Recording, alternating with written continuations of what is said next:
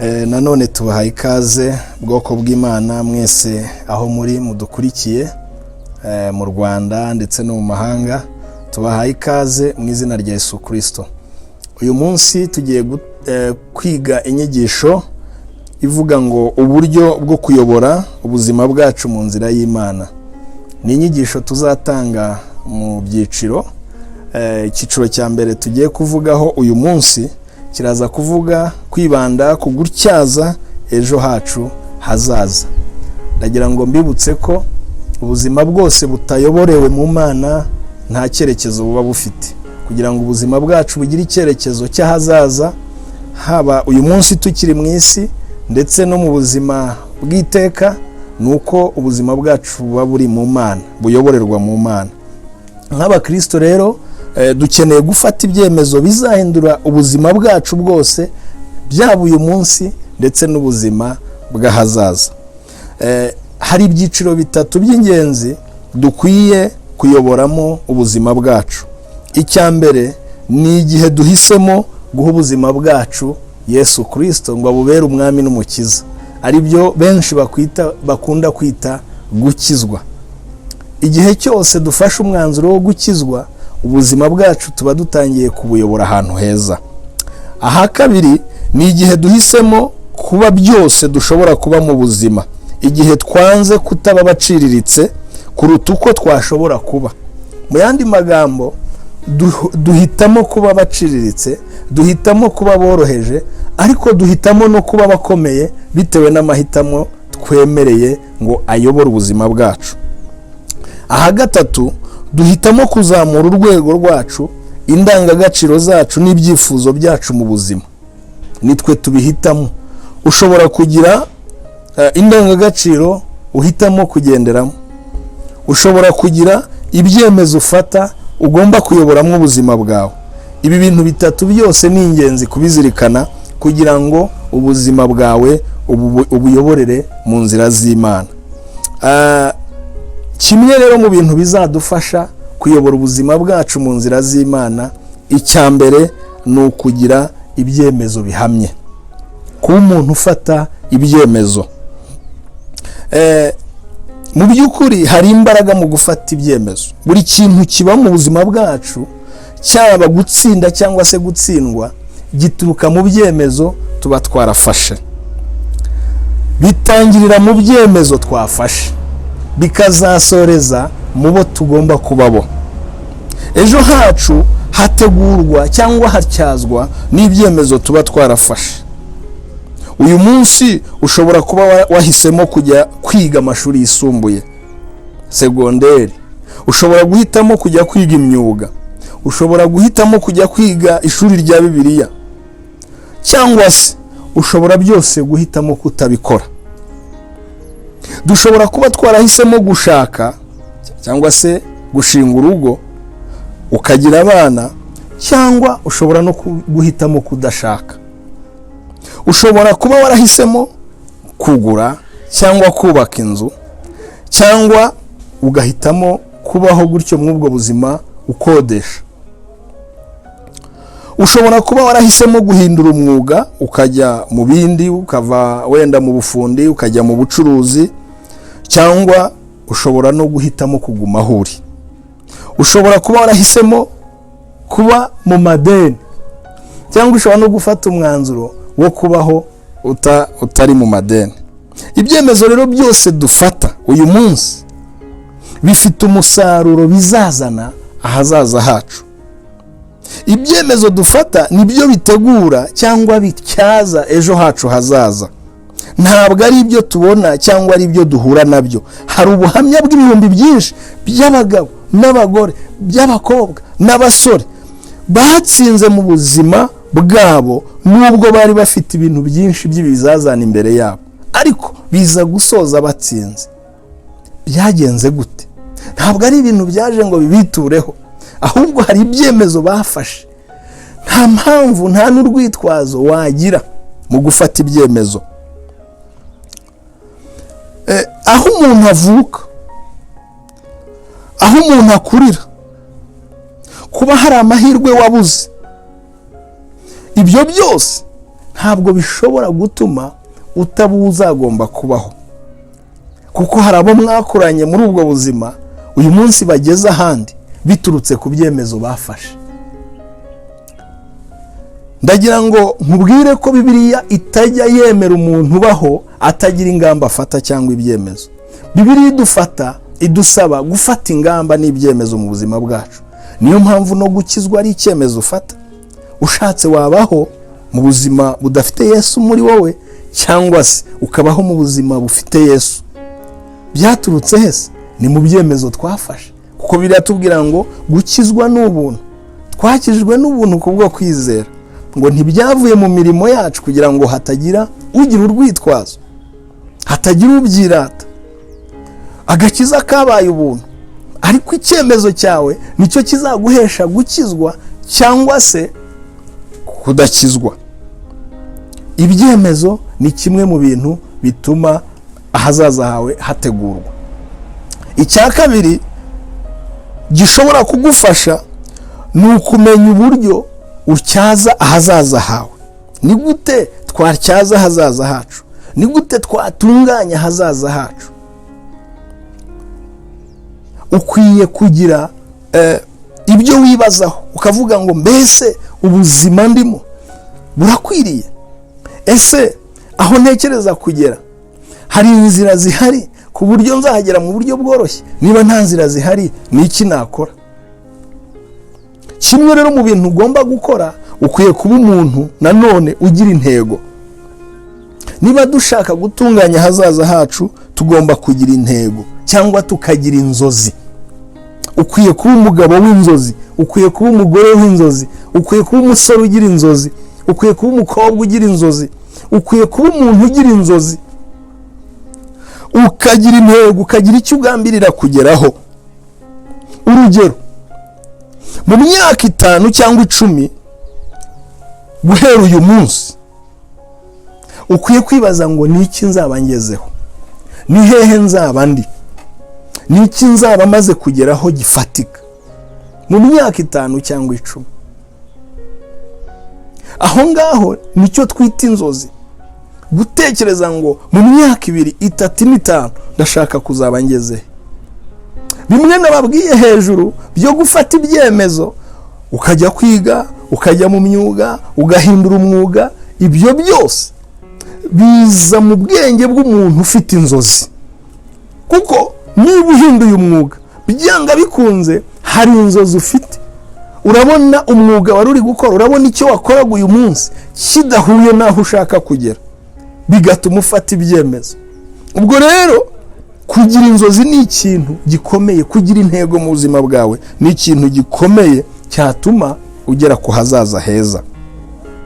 Ikindi ukwiye kwitaho, hari ibibazo ukwiye kwibaza. Kimwe mu bibazo ukwiye kwibaza ni ukwibaza ngo ni iki nakora uyu munsi, ni iki nakora muri uku kwezi, ni iki nakora muri uyu mwaka cyamfasha guhindura ejo hanjye hazaza. Bibiliya iratubwira mu gitabo cy'imigani, nagira ngo tuhasome. Igitabo cy'imigani ibice 27 duhereye ku murongo wa 12. Haravuga ngo umunyamakenga iyo abonye ibibi bije arabyikinga, ariko umuswa arakomeza akabijyamo akababazwa nabyo. Naho mu bice 16 nanone by'igitabo cy'imigani ku murongo wa 3 haravuga ngo imirimo yawe yose uyiharire Uwiteka, niho imigambi yawe izakomezwa. Ikintu cyose Uwiteka yagitegekeye iherezo ryacyo, ndetse umunyabyaha yamutegekeye umunsi w'amakuba. Ku murongo wa 9 haravuga ngo umutima w'umuntu utekereza urugendo rwe, ariko Uwiteka niwe uyobora intambwe ze. Umutima w'umuntu utekereza urugendo rwe, ariko Uwiteka niwe uyobora intambwe ze. Aya magambo ashatse kutubwira iki? Aya magambo atubwira ko muri twebwe dukwiye kugira umutima utekereza, umutima ugambirira, umutima urota, umutima ugira inzozi, umutima ushaka kugira aho ugera.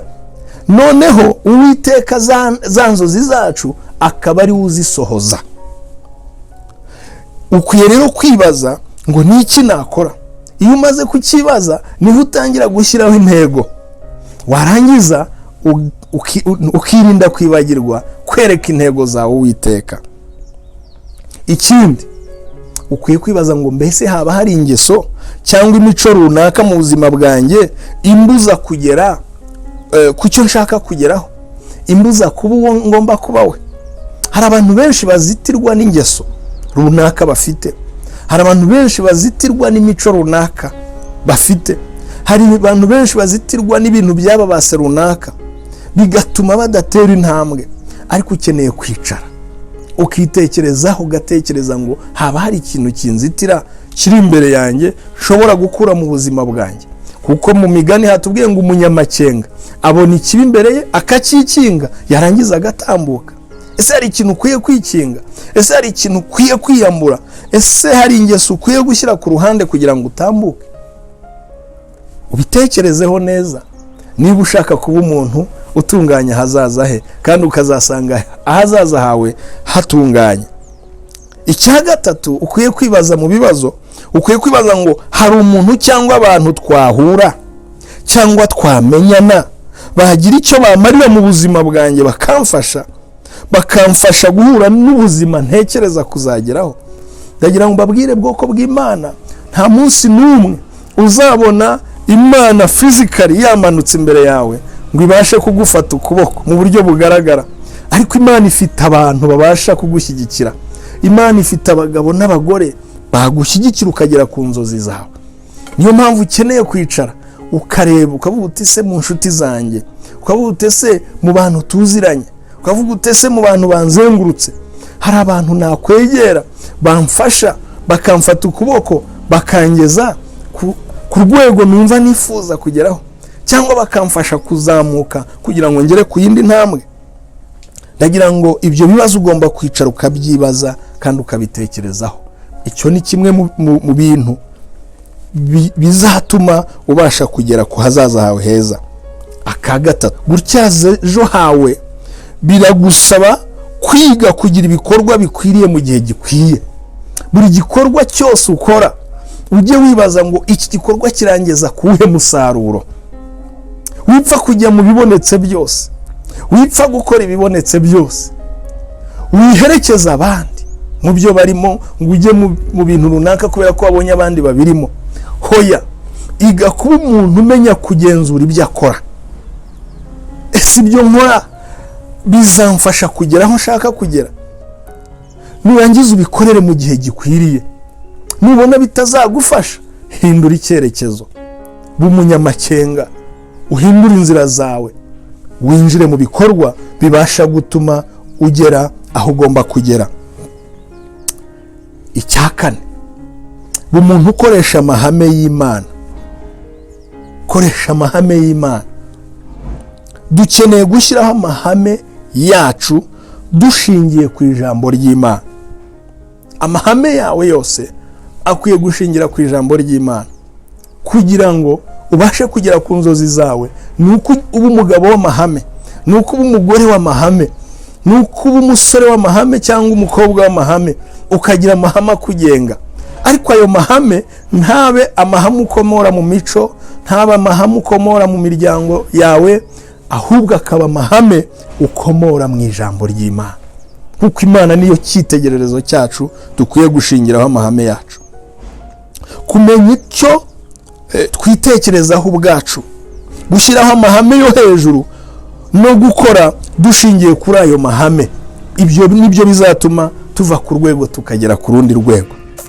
Uyu munsi ndifuza ko iyi nyigisho uzayisoza wabaye umugabo cyangwa umugore cyangwa umukobwa cyangwa umusore ufite icyerekezo, ku buryo nwakubaza wese ngo mu myaka 5 uzaba uri he, uzabashe kumuha ubuhamya mubwira uti mu myaka 5, mu myaka 10 ngomba kuba mpagaze kuri uru rwego, haba mu buryo bw'umubiri ndetse haba no mu buryo bw'umwuka.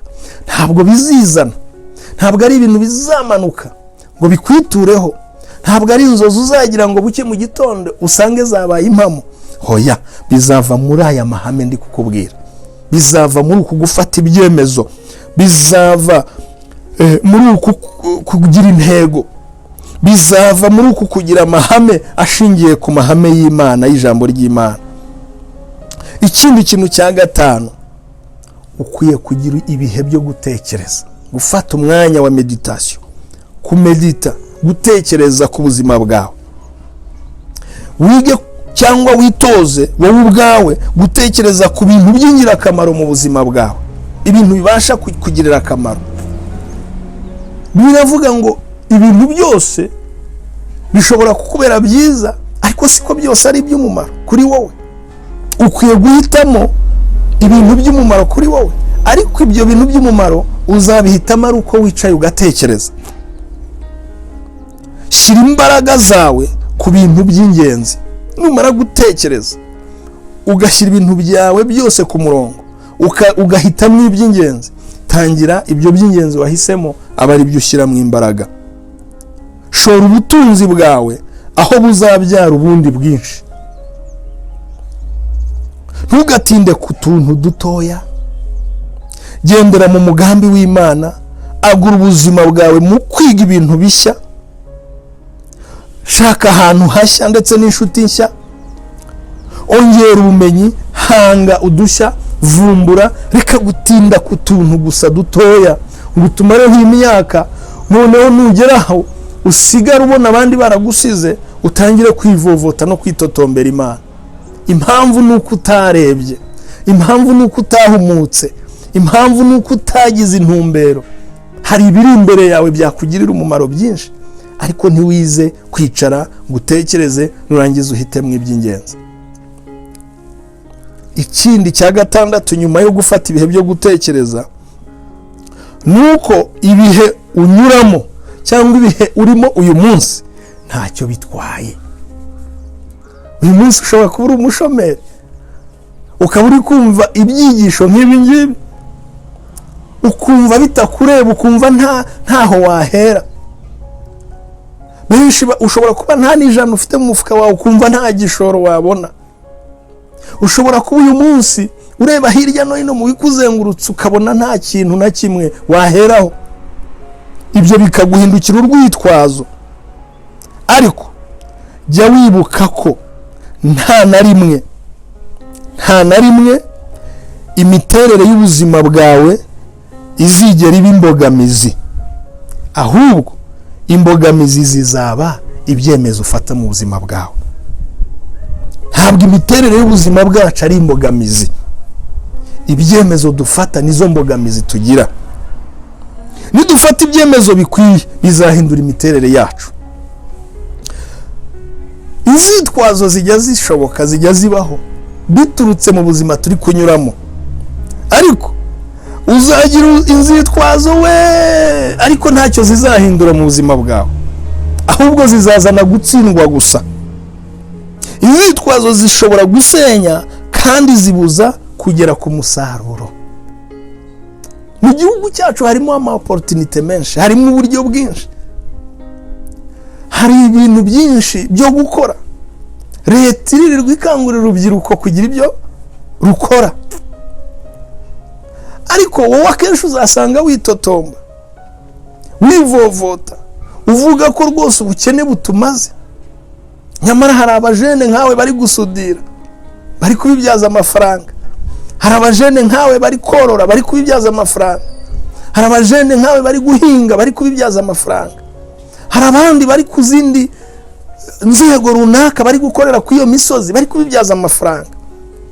Wowe ufite urwitwazo, ariko va mu rwitwazo, tangira wicare, witekerezeho, urebe amahirwe akuzengurutse, nurangiza ufata ingamba, nurangiza ushyireho intego, nurangiza uhaguruke mu kwizera.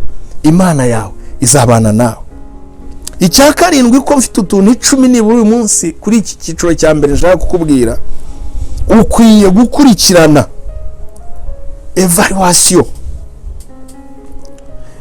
evaluation of the decision we make. Ukwiye gukurikirana ingamba n'imyanzuro uba washyizeho. Ntidukwiye gufata ibyemezo mu gihe tutiteguye, gukurikirana ibyo byemezo twafashe. Niba twafashe ingamba zo kujya tubagezaho ibyigisho bitandukanye binyuze kuri iyi channel, turifuza no gukurikirana ko ibyo byigisho bibafasha, ko ibyo byigisho bibagirira umumaro, ko ibyo byigisho hari aho bibakuye, hari naho bibageza. Ni nayo mpamvu numva izi nyigisho nuzikurikirana ukumva hari icyo ziri kugufasha mu buzima bwawe, jya uduha comment, jya ukora share, subscribe kugira ngo n'izindi z'ubutaha zikugereho. Natwe turakurikirana turebe ibyifuzo byanyu kugira ngo tuzabagezeho n'ibindi byinshi. Wifata rero ibyemezo mu gihe utiteguye kubikurikirana. Ukwiye kwita ku byemezo byawe ufata.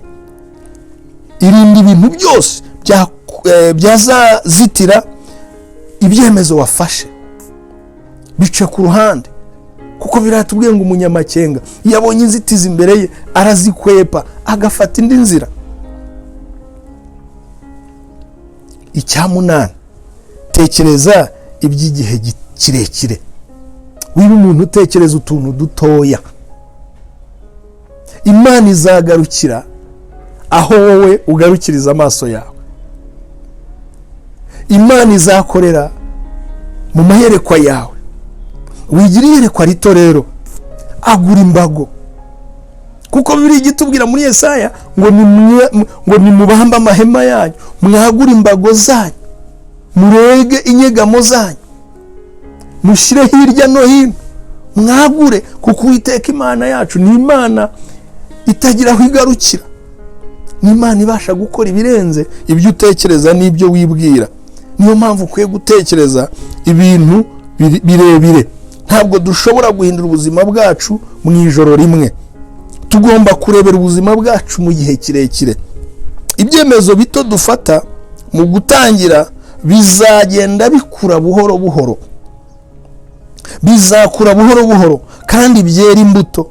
Rero buri gihe ibuka gutsindwa cyangwa gutsinda ko biterwa n'uburyo wafashe mu ibyemezo. Ntabwo ari ibintu biza mu ijoro rimwe ngo bikwitureho nk'uko nari nabivuze. Ni umusaruro cyangwa ni imbuto ziterwa n'urugendo rw'ubuzima uba waranyuzemo. Ukuba waragiye ushyira mu bikorwa, ukurikirana inzozi zawe, ukurikirana indoto zawe, niko ugenda ugera no ku musaruro.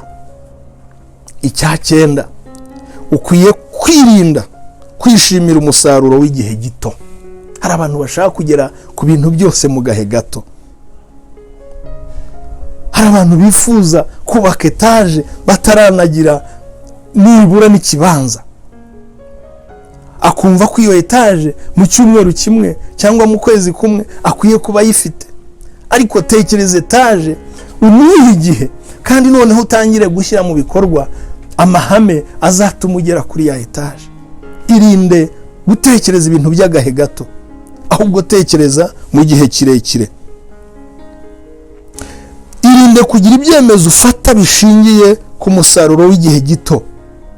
Ibisubizo by'igihe gito bishobora kuba ibibazo by'igihe kirekire. Kubera ko iyo dushatse kugera ku bintu bikomeye mu gahe gato, kenshi bishobora kudutera ibibazo, ahubwo ibyo bibazo bikazafata igihe kirekire. Niyo mpamvu ukwiye kwibanda ku musaruro w'igihe kirekire. Warasenze, wagize intambwe utera, watangiye gufata ibyemezo, ariko urabona bitinda. Humura, biratinda, ariko ndibaza ko hari igihe kizagera inzozi zawe zikaba impamo. Burya ngo Imana yacu ntigitinda. Gutinda kw'Imana ntabwo ari ukwanga gukora kwayo. Gutinda kw'Imana si ukwanga gukora kwayo. Imana itekereza iby'igihe kirekire. Bibiri gitubwira ngo nzi ibyo nibwira, nzi ibyo nibwira nzabagirira. Imana yacu idutekerezaho uyu munsi, ariko ikadutekerezaho mu buryo bw'igihe kirambye kirekire. Kuba yatinda rero gusohoza inzozi zawe, kuba yatinda kugufasha gushyira mu bikorwa ibyo wagambiriye kugeraho, si uko yananiwe kubikora, ahubwo iracyaterana intambwe nawe. Hari ibintu bidashoboka mu gihe gito, ahubwo bishoboka mu gihe kirekire. ujye umenya ko hari ibintu bitashoboka uyu munsi, bitashoboka ejo, ariko wenda ukomeje kugerageza umwaka utaha byashoboka, mu myaka 5 byashoboka, mu myaka 10 byashoboka. Shyiraho ingamba wowe gusa, fata intego, tangira wige kuzigama, tangira uvuga uti ndatangira kubika 100, uyu munsi nta gishoro mfite, ariko mu myaka 5 nanjye nzatangira business yanjye. Business izatangira mu myaka 5, ariko intego yo kwizigama yatangiye uyu munsi. Niwicara gusa ntacyo uri gukora, ya myaka 5 izagera n'ubundi ntacyo ufite. Wige kwirinda kwishimira umusaruro wo mu gihe gito. Icya 10 ari nacyo nza gusorezaho isomo, icyiciro cya mbere kiri isomo ryacu, nuko ibyo nabyo uri kunyuramo bizashira. Ibi uri kunyuramo bizashira, gutsindwa bizashira, ubushomeri buzashira, imbogamizi zizavaho, ibibazo ntabwo bizabaho iteka ryose, bizashira. Gutitiriza rero no kwihangana bishobora guhindura ibintu byinshi mu buzima bwawe. Gukomeza ukarwana udatsindwa, utumbiriye kugera ku ntego zawe, bishobora gukuraho ibyo uri kunyuramo uyu munsi. Nagira nkubwire ngo ibyo unyuramo si iby'iteka ryose, bizashira, ariko bikwiye kurangizwa n'ingamba n'intego washyizeho. Bikwiye kurangizwa n'uburyo urwana nabyo, n'uburyo wemera kubikwepa, ukwepa inzitizi, winjira mu nzozi zawe. Uwiteka Imana ibaho umugisha cyane, kandi ndizera neza, ndashidikanya ko nutangira gushyira mu bikorwa aya mahame, ubuzima bwawe uzatangira kubuyobora mu nzira y'Imana, kandi n'ubuyobora mu nzira y'Imana ndakubwiza ukuri uzagera ku ntsinzi. Uwiteka Imana abaho umugisha, ndabakunda, kandi ndasenga Imana kugira ngo ibakure ku rwego ibageze ku rundi. Imana ibaho umugisha. Shalom.